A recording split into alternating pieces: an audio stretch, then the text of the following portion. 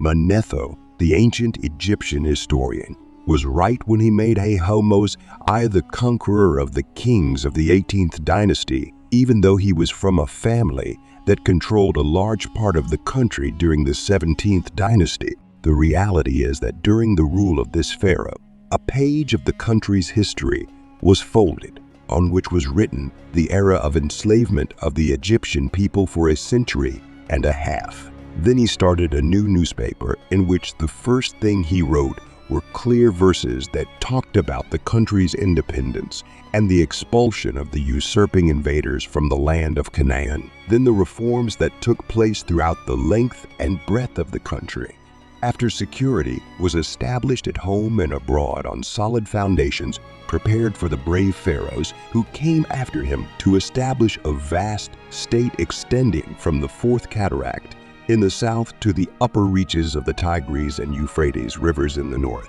and all neighboring nations owed it materially and morally until it became during the reign of Ahmose I,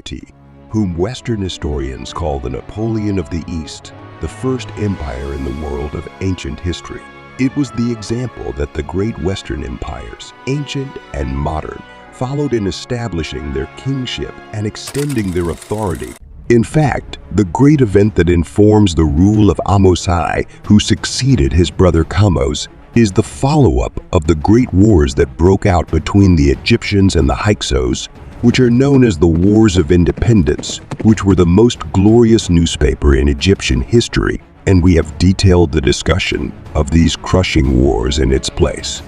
It was not until 4 or 5 years after the beginning of this violent struggle that Ahmose succeeded in expelling the Hyksos from the country completely. Rather, he marched with his army to the country of Phoenicia, where Ahmose tells us about the victory he achieved.